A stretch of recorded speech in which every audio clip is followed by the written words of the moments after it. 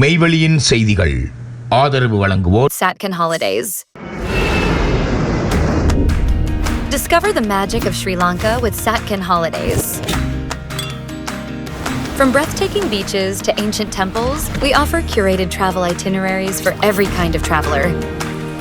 Our experts design the perfect journey, tailored to your needs and interests, ensuring you make the most of your time in Sri Lanka. Experience Sri Lanka's vibrant culture, pristine nature, and world-class hospitality with Satcon Holidays. Book your unforgettable adventure today with Satcon Holidays.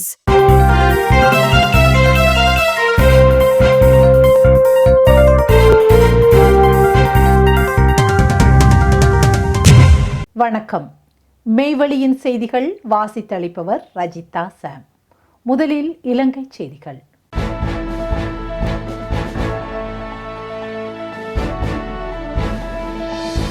இரண்டாயிரத்தி 26 வரவு செலவு திட்ட முன்மொழிவுக்கு அமைச்சரவை அங்கீகாரம்.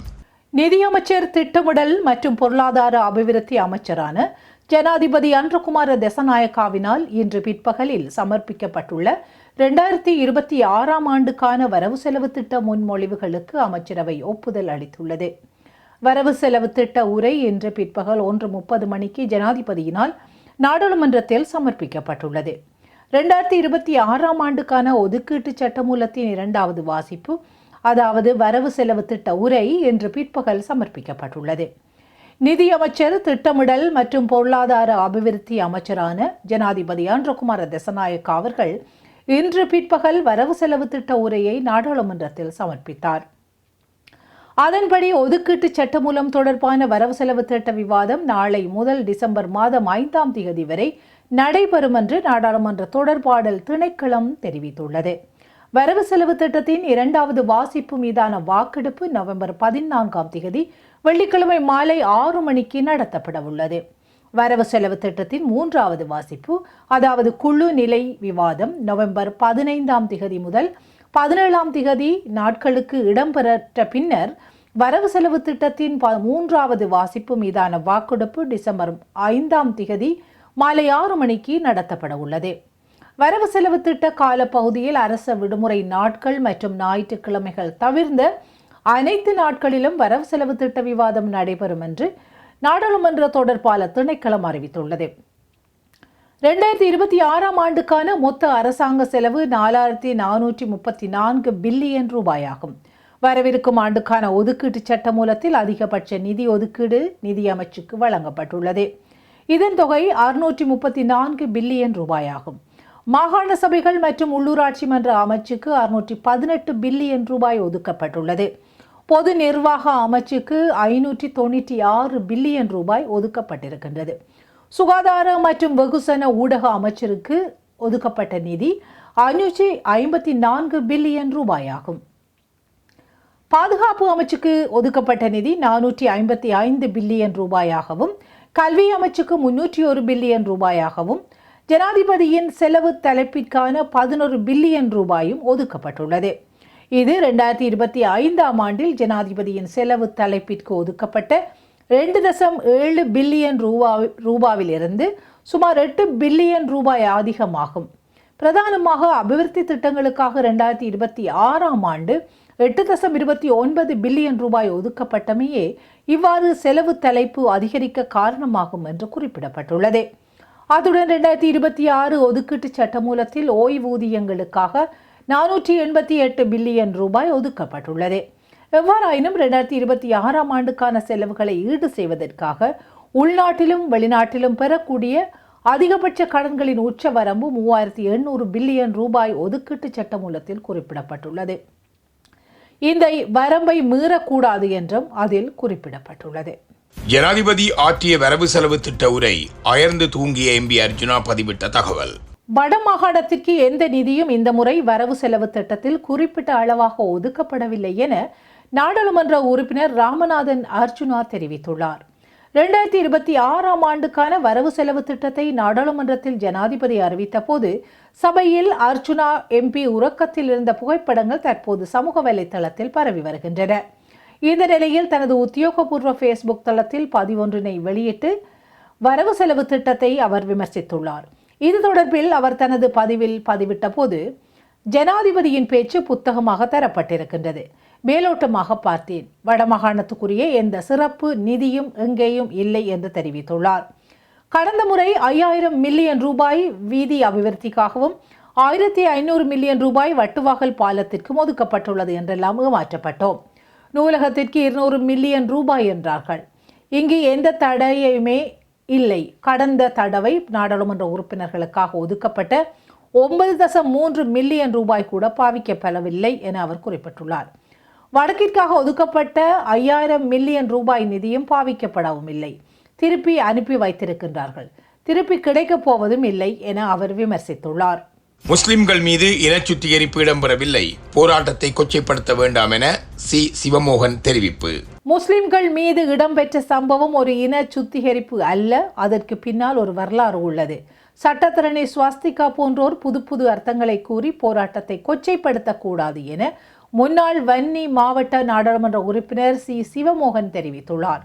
இது தொடர்பாக ஊடகங்களுக்கு அவர் கருத்து தெரிவித்த போது, தமிழர்களின் ஒரு நீண்டகால அரசியல் ஆயுத போராட்டம் முள்ளிவாய்க்காலில் இறுதிக்கட்டத்தை அடைந்தது. தமிழ் இளைஞர்களிடம் வலிந்து ஆயுதங்களை திணித்தது அரசுகளே.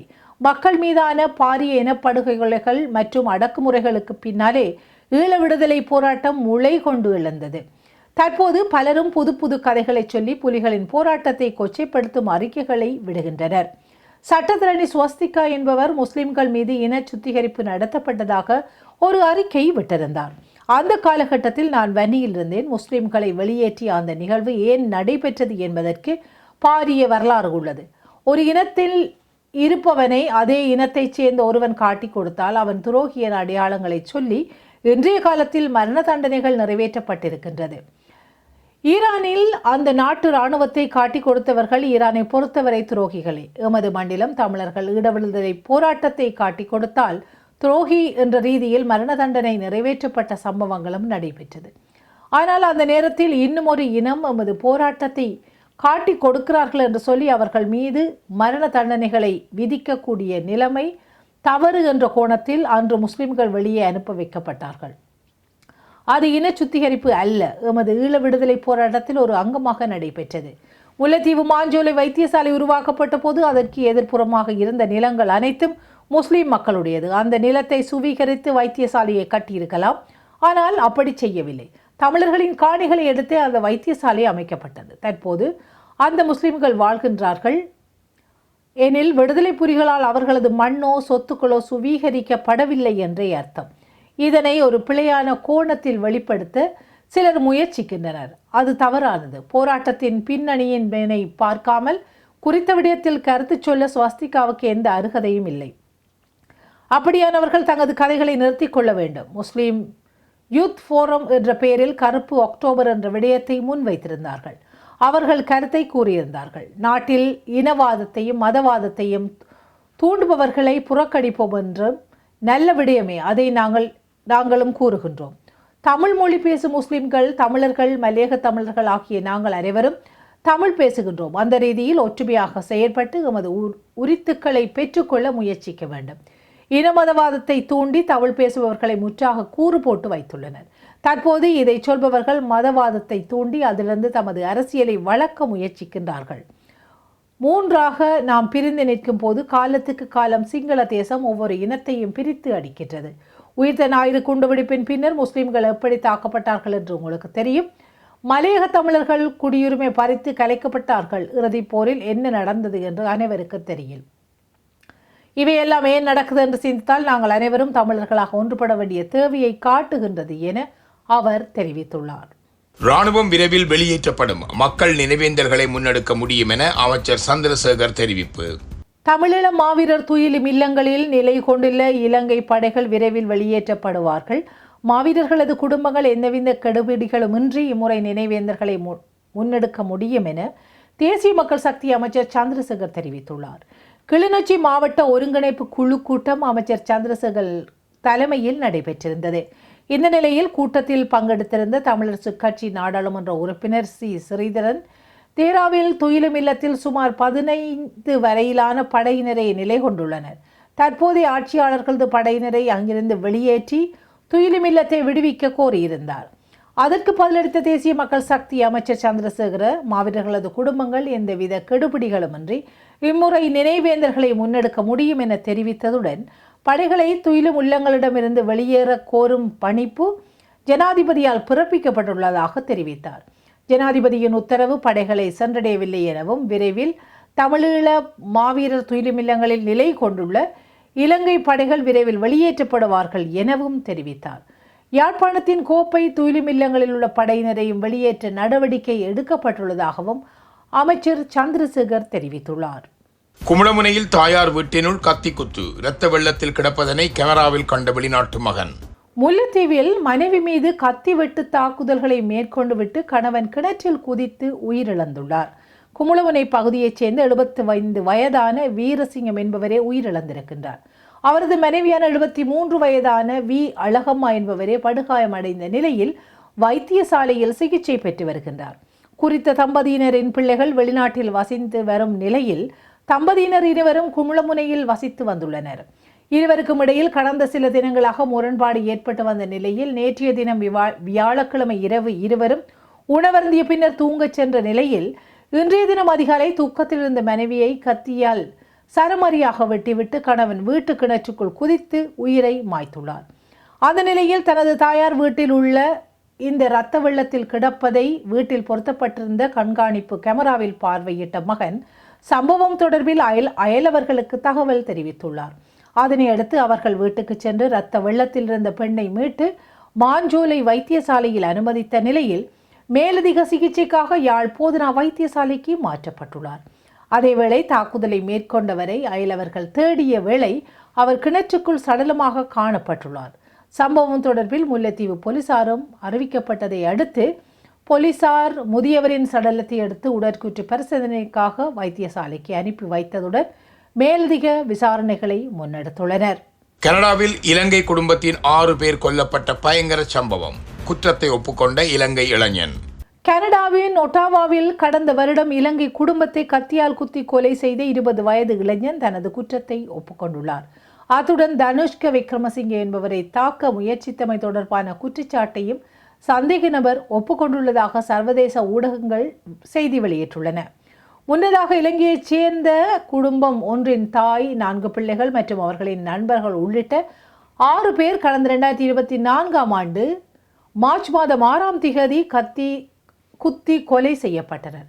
இந்த நிலையில் ஒட்டாவா நீதிமன்றத்துக்கு குறித்த சம்பவம் தொடர்பான வழக்கு நேற்று விசாரணைக்கு எடுத்துக் கொள்ளப்பட்ட போது தமீது சுமத்தப்பட்ட 6 குற்றச்சாட்டுகளில் 4 குற்றச்சாட்டுகளை இலங்கையரான சந்தேக நபர் டி சொய்சா ஏற்றுக்கொண்டார். கொலை சம்பவம் நடத்தப்பட்ட போது டி சொய்சா 19 வயதான சர்வதேச மாணவராக இருந்தார். அவர் ஒட்டாவாவின் பர்ஹெவான் புறநகர் பகுதியில் வசித்த விக்ரமசிங்க குடும்பத்தினருடன் அவர்களின் வீட்டில் அடித்தளத்தில் வசித்து வந்துள்ளார். நண்பர் என்ற ரீதியில் கற்றல் செயற்பாடுகளுக்காக இலங்கை மாணவரான சொய்சா விக்ரமசிங்கவின் குடும்பத்துடன் தங்கியிருந்ததாக தெரிவிக்கப்பட்டுள்ளது. இந்த நிலையில் கொலை இடம்பெற்ற தினத்திலேயே சந்தேக நபரான சொய்சா கைது செய்யப்பட்டார். மாணவர் விசா காலம் நிறைவடைந்த நிலையில் கனடாவில் தங்கியிருந்த சொய்சா தன்னிடம் பணம் இல்லாது போனமையால் கொலையை செய்ய எத்தனித்ததாக ஆரம்பத்தில் வாக்குமூலம் வழங்கியிருந்தார். கொலையை நடத்துவதற்கு 5 நாட்களுக்கு முன்னரே தாம் திட்டத்தை வகுத்ததாகவும் அவர் குறிப்பிட்டார். கொலைக்கு பயன்படுத்தப்பட்ட கத்தியை கொண்டு ஏற்கனவே தற்கொலை முயற்சியிலும் சந்தேக நபர் ஈடுபட்டுள்ளதாக நீதிமன்றத்துக்கு தெரிவிக்கப்பட்டுள்ளது. இந்த நிலையில் எந்தவித கற்றல் செயற்பாடுகளும் தொழிலுமின்றி இருந்த சந்தேக நபர் மெய்நகர் காணொலி விளையாட்டுகளில் தனது நேரத்தை செலவிட்டார் என்பதும் விசாரணைகளில் தெரிய வந்துள்ளது. இந்த கொலை சம்பவம் தொடர்பான வழக்கை விசாரணை செய்த ஒட்டாவா நீதிமன்றத்தின் நீதிபதி கெவின் பிலிப்ஸ் இந்த வழக்கில் வன்முறையின் அளவு திகைப்பூட்டும் கொடூரமானதாக காணப்படுவதாக மன்றில் அறிவித்தார். விசாரணை முழுவதும் டி சொய்சா அமைதியாக இருந்ததாக குறிப்பிடப்பட்டுள்ளது. நீதிபதி ஏதாவது சொல்ல வேண்டுமா என்று கேட்டபோது தான் சொல்வதற்கு மிகவும் வருந்துவதாகவும் நான் செய்ததன் உண்மையை ஒப்புக்கொள்வதில் வாழ்நாள் முழுவதும் செலவிடுவேன் என்றும் குற்றவாளியான டி சொய்சா தெரிவித்துள்ளார். எவ்வாறாயினும் தற்போது குற்றத்தை ஒப்புக்கொண்டாலும் ஒரு சமூகத்தை பதற வைக்கும் வகையில் கொலை நடத்தப்பட்டுள்ளதாக நீதிபதி குறிப்பிட்டு ஒரு குடும்பத்தின் நம்பிக்கையை சீர்குலைத்து கொலை செய்யப்பட்டுள்ளதாகவும் அவர் தெரிவித்துள்ளார். இதனால் நீதிமன்றத்தின் கூட்டு தீர்மானங்களுக்கு தாம் இணங்குவதாக தெரிவித்த நீதிபதி பிலிப்ஸ் வழக்கை நிறைவேற்றியுள்ளார். கொலை குற்றச்சாட்டுகளை ஒப்புக்கொண்டமையினால் சந்தேக நபருக்கு பிணையற்ற வகையில் குறைந்தபட்சம் 25 வருடங்கள் சிறை தண்டனை விதிக்கப்படும் என எதிர்பார்க்கப்பட்டுள்ளது. செய்திகளில் இனி வருவன இந்திய செய்திகள்.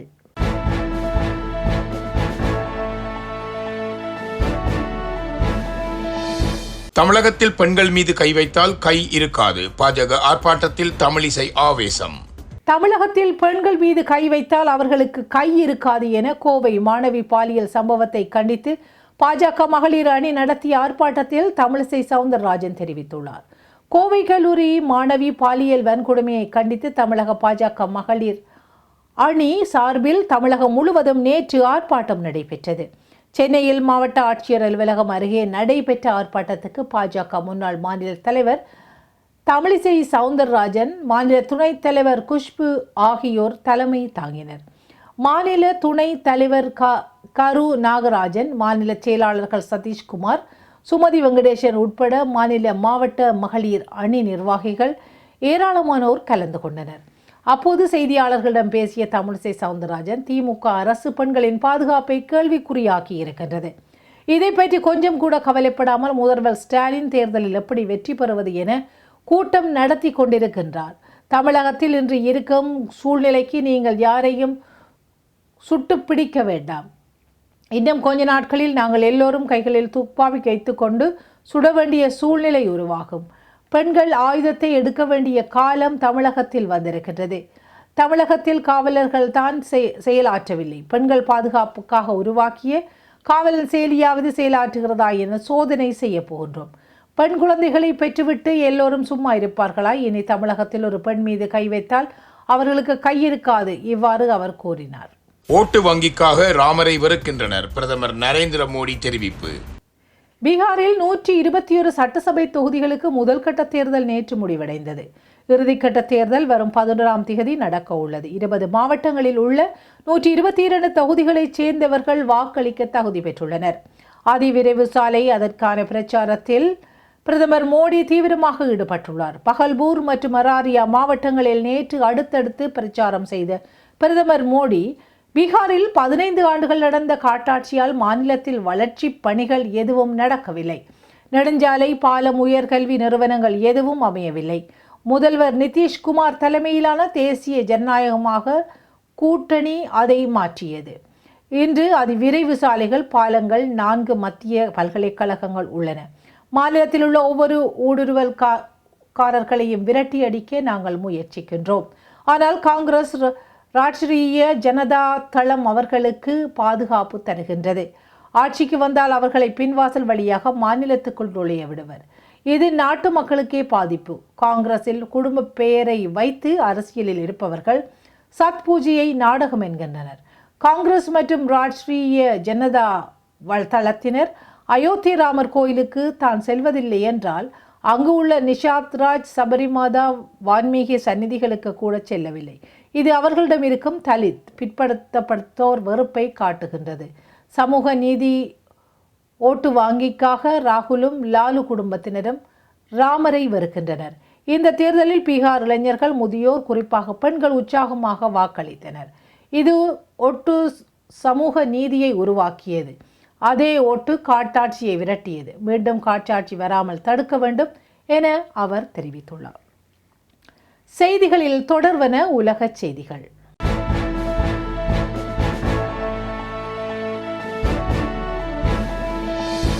நியூயார்க் மேயர் தேர்தலில் அமெரிக்கா இறையாண்மையை இழந்துவிட்டது. நியூயார்க் மேயர் தேர்தலில் சௌஹ்ரான் மம்தானியின் வெற்றியால் அமெரிக்கா தனது இறையாண்மையை சிறிது இழந்து விட்டதாக ஜனாதிபதி டொனால்ட் ட்ரம்ப் தெரிவித்துள்ளார். அமெரிக்காவின் நியூயார்க், சின்னா சிட்டி நகரங்கள், வெர்ஜீனியா, நியூஜெர்சி மாகாணங்களில் முக்கிய பதவிகளுக்கு தரப்பட்ட தேர்தல்களில் எதிர்க்கட்சியான ஜனநாயக கட்சி வேட்பாளர்கள் வெற்றி பெற்றுள்ளனர். இது ஜனாதிபதி ட்ரம்புக்கு அரசியல் ரீதியில் ஏற்பட்டுள்ள முதல் மிகப்பெரிய பின்னடைவாக பார்க்கப்படுகின்றது. நியூயார்க் நகர மேயர் தேர்தலில் ஜனநாயக கட்சி வேட்பாளரான இந்திய வம்சாவளி முஸ்லீம் சௌஹ்ரான் மம்தானி வெற்றி பெற்றுள்ளார். இந்த நிலையில் புளோரிடா மாகாணத்தின் மியாமி நகரில் நடைபெற்ற நிகழ்வில் கலந்து கொண்ட ட்ரம்ப், கடந்த ஆண்டு நவம்பரில் நடந்த தேர்தல் ஊடாக அமெரிக்க மக்கள் எங்கள் அரசாங்கத்தை அமைத்தனர். நாங்கள் அமெரிக்காவின் இறையாண்மையை மீட்டெடுத்தோம். நேற்று முன்தினம் இரவு நியூயார்க்கில் தாம் இறையாண்மையை சிறிது இழந்துள்ளோம். ஆனால் அதை சரி செய்து விடலாம். ஜனநாயக கட்சியினர் அமெரிக்காவுக்கு என்ன செய்ய விரும்புகின்றார்கள் என்பதை நீங்கள் பார்க்க வேண்டுமானால் நியூயார்க் தேர்தலின் முடிவுகளை பாருங்கள். நாட்டின் மிகப்பெரிய நகரத்தின் மேயராக ஒரு கம்யூனிஸ்டை நிறுத்தி வெற்றி பெற வைத்துள்ளனர் என அவர் தெரிவித்துள்ளார். இரவு நேர பணிச்சுமை. ஜெர்மனியில் 10 நோயாளர்களை கொலை செய்த ஆண் தாதி. ஜெர்மனியில் ஊர்சலன் நகரில் உள்ள மருத்துவமனையில் ஆண் தாதி 2020ஆம் ஆண்டு பணியில் சேர்ந்த நபர் ஒருவர் தன்னுடைய பணிகாலத்தில் நோயாளிகளை பராமரிப்பதற்கு பதிலாக அவர்களை ஊசி போட்டு கொலை செய்த குற்றச்சாட்டுக்கு ஆளாகியுள்ளார். இந்த அதிர்ச்சி சம்பவம் 2023ஆம் ஆண்டு டிசம்பர் முதல் 2024ஆம் ஆண்டு மே வரையில் நடைபெற்றுள்ளது. அப்போது இதுபோன்று 10 நோயாளிகளை கொலை செய்துள்ளார். 27 பேரை கொல்ல முயற்சி செய்துள்ளார். இரவு நேர பணியின் போது பணிச்சுமை கூடுதலாக இருக்கின்றது என உணர்ந்த அவர் இந்த முடிவை எடுத்துள்ளதாக தெரிவிக்கப்படுகின்றது. இது தொடர்பாக வழக்கு விசாரணைகள் ஆக்ஷான் கோர்ட்டில் விசாரணைக்கு வந்தது. அதில் 15 ஆண்டுகளுக்கு குறையாமல் வெளியே வர முடியாதபடிக்கு ஆயுள் தண்டனை விதிக்கப்பட்டது. எனினும் அவர் மேல்முறையீடு செய்ய முடியும் என தெரிவிக்கப்பட்டுள்ளது. ஆனால் உயிரிழந்தவர்களின் உடல்களையே வெளியே எடுக்கும் பணிகள் நடந்து வருகின்றன. இதனால் மீண்டும் அவருக்கு எதிராக விசாரணை நடக்கும் என தெரிவிக்கப்படுகின்றது. 2019ஆம் ஆண்டில் நீல்ஸ் ஹோஜெல் என்ற முன்னாள் ஆண் நர்ஸ் ஒருவர் வடக்கு ஜெர்மனியில் 2 மருத்துவமனைகளில் வேலை செய்த போது 85 நோயாளிகளை கொலை செய்த குற்றச்சாட்டுக்கு ஆளானார். 1999ஆம் ஆண்டு முதல் 2005ஆம் ஆண்டு வரையில் நோயாளிகளுக்கு அதிக டோஸ் மருந்துகளை கொடுத்ததில் பலர் உயிரிழந்தனர். ஜெர்மனியின் நவீன வரலாற்றில் கொடூர கொலைக்காரர் இவர் என நம்பப்படுகின்றது. இந்த நிலையில் 20 ஆண்டுகள் கழித்து மற்றும் ஒரு கொடூர வழக்கு வெளியே தெரிய வந்துள்ளது இங்கு குறிப்பிடத்தக்கது.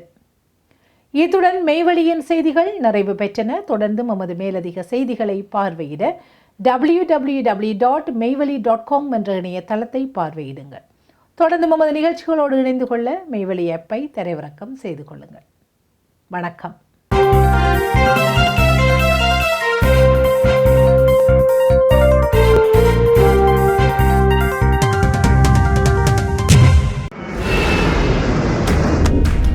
Discover the magic of Sri Lanka with Satkin Holidays. From breathtaking beaches to ancient temples, we offer curated travel itineraries for every kind of traveler. Our experts design the perfect journey, tailored to your needs and interests, ensuring you make the most of your time in Sri Lanka. Experience Sri Lanka's vibrant culture, pristine nature, and world-class hospitality with Satkin Holidays. Book your unforgettable adventure today with Satkin Holidays.